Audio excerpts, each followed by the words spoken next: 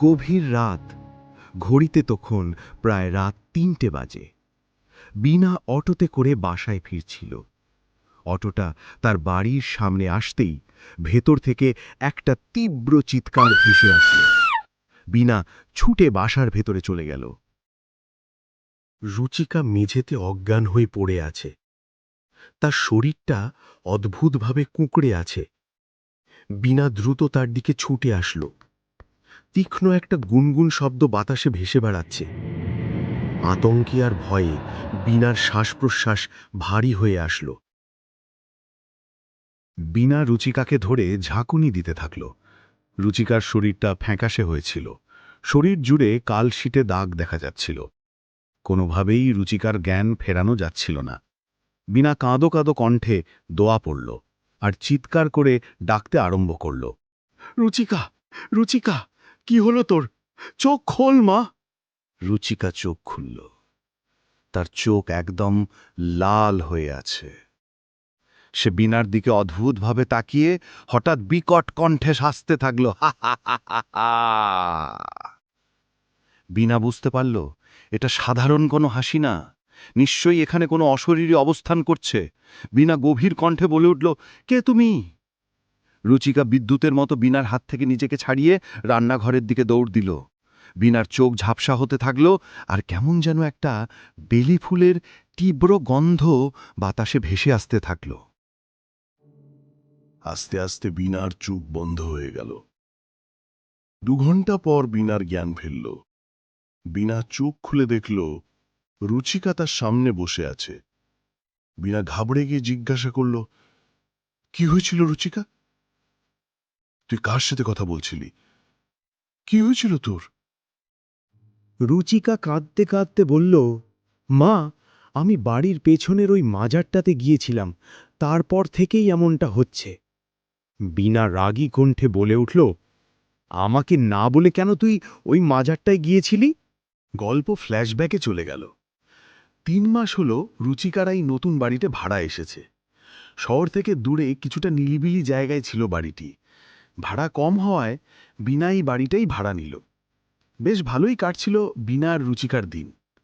তবে একদিন সন্ধ্যার সময় রুচিকা ছাদে গেল কাপড় আনতে। ছাদে শোকাতে দেওয়া তার একটা ওড়না হঠাৎ উড়ে নিচে পড়ে গেল। রুচিকা তাড়াতাড়ি নিচে চলে গেল। সে দেখল তার ওড়নাটা বাড়ির পেছনের ওই মাজারের পাশে পড়ে আছে। সে এদিক ওদিক দেখল, আশেপাশে কেউ নেই। সে অনুভব করল সেখানে এখনো আগরবাতি আর বেলি ফুলের গন্ধ ভেসে আসছে। হয়তো কিছুক্ষণ আগে কেউ সেই মাজারে এসেছিল। সেগুলো পাত্তা না দিয়ে তাড়াতাড়ি তার ওড়নাটা তুলে নিয়ে বাড়ির দিকে চলে আসলো।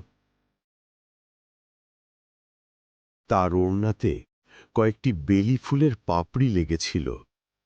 সে তার রুমে ফিরে আসলো, কিন্তু রুমে ঢুকেই সে অনুভব করল তার রুমের ভেতরে খুব কড়া একটা আতরের গন্ধ। হঠাৎ জানালার পাশ থেকে একটা ফিসফিসানি ভেসে আসলো, এসো, আমার কাছে এসো। বিনা চমকে উঠে জানালার কাছে গেল, তবে সেখানে সে কাউকে পেল না। তার শরীরটা বেশ ক্লান্ত লাগছিল। সে বিছানায় শুয়ে একটু আরাম করছিল। এভাবেই সে ঘুমিয়ে পড়ল। ঘুমের মাঝেই সে তার রুমের মধ্যে কারো উপস্থিতি টের পেল, আর খুব কড়া একটা গন্ধ, কিছুটা বেলি ফুলের মতো। হঠাৎ রুচিকার ঘুম ভেঙে গেল। সে চোখ খুলতেই দেখল একটা কালো ছায়া হুট করেই তার দিকে তেড়ে আসলো আর গায়েব হয়ে গেল। সে তড়িঘড়ি করে রুমের বাইরে আসলো। সে দেখল রান্নাঘরে তার মা দাঁড়িয়ে আছে। রুচিকা তার দৌড়ে তার কাছে গেল আর কাঁদতে শুরু করল। ওদিকে হঠাৎ পেছন থেকে তার মায়ের কণ্ঠ ভেসে আসলো, কিরে রুচিকা, এত রাতে রান্নাঘরে একা একা কি করছিস? আর কার সাথেই বা কথা বলছিলি? রুচিকা এই দৃশ্য দেখে অজ্ঞান হয়ে গেল। তারপর ঘটনা বর্তমানে ফিরল। রুচিকার মধ্যে কোনো একটা ভয়ঙ্কর অশরীরী প্রবেশ করেছে। বিনা কি করবে বুঝে উঠতে পারছে না। সে জোরে জোরে চিৎকার করতে শুরু করল আর দোয়া পড়তে থাকল। ঘড়িতে রাত ৩টে বাজতেই হঠাৎ দরজায় কড়া নাড়ার শব্দ হতে লাগল। বিনা ভয়ে কি করবে বুঝতে না পেরে ভয়ে ভয়ে দরজা খুলল।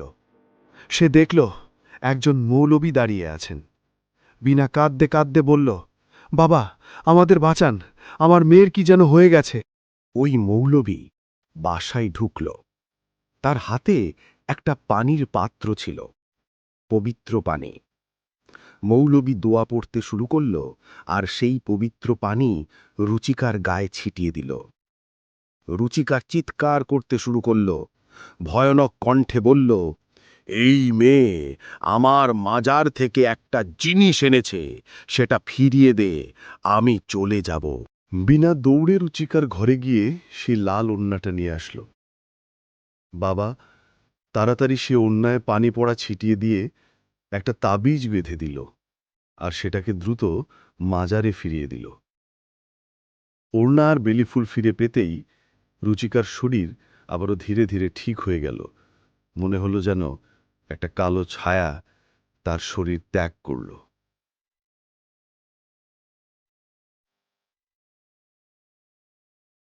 মৌলভী তাদের দুজনকে নিয়মিত কোরআন পড়া আর নামাজ আদায়ের উপদেশ দিলেন এবং বললেন, যে ঘরে নিয়মিত কোরআন তিলাবাত হয় এবং নামাজ আদায় হয় সেই ঘরে শয়তানি শক্তি প্রবেশ করতে পারে না। আর বলল, এখন আমার যাবার সময় হয়েছে।